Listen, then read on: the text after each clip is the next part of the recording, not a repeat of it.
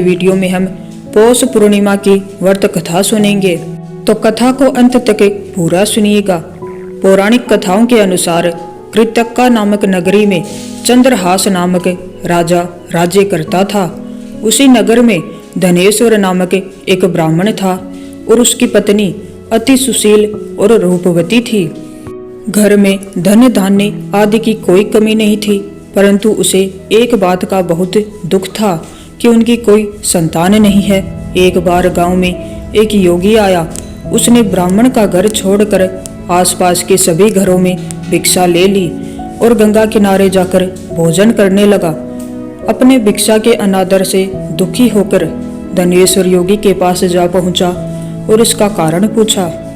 योगी ने इस सवाल का जवाब देते हुए कहा कि निसंतान के घर की भीख पतितों के अन्न के समान होती है और जो पतितों के घर का अन्न खाता है वह भी पतित हो जाता है। पतित हो जाने के भय से वह उस ब्राह्मण के घर से भिक्षा नहीं लेता था। इसे सुनकर धनेश्वर बेहद दुखी हुआ और उसने योगी से संतान प्राप्ति का उपाय पूछा। उन्होंने बताया कि तुम माँ चंडी की आराधना करो। इसे सुन वह चंडी की आराधना करने के लिए वन में चला गया और नियमित रूप से चंडी की आराधना कर उपवास करने लगा। इससे प्रसन्न होकर माँ चंडी ने 16वें दिन ब्राह्मण को सौपन में दर्शन दिया और पुत्र प्राप्ति का वरदान दिया। उन्होंने कहा कि यदि तुम दोनों लगातार 32 पूर्णिमा व्रत करोगे तो तुम्हारी संतान दीर्घायु हो जाएगी। इस प्रकार पूर्णिमा का व्रत करने से सभी मनोकामनाएं पूर्ण होती हैं और विशेष फल की प्राप्ति होती है। फिर दोनों पति पत्नी ने खूब निष्ठा से 32 पूर्णिमा के व्रत पूर्ण किए। 32 पूर्णिमा के व्रत करने से उनके पुत्र की आयु लंबी हो गई।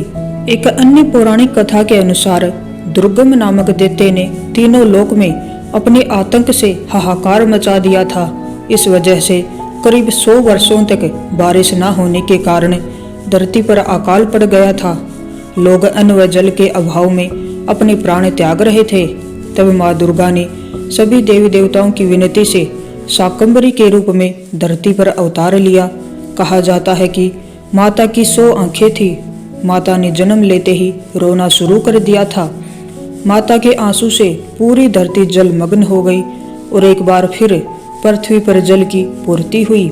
इसके बाद माता ने दुर्गम नामक दैत्य का अंत कर दिया। तो ये थी पौष पूर्णिमा की व्रत कथा। अगर आपको अच्छी लगी हो तो वीडियो को लाइक कीजिएगा और चैनल को सब्सक्राइब कीजिएगा। आप सभी को राधे राधे।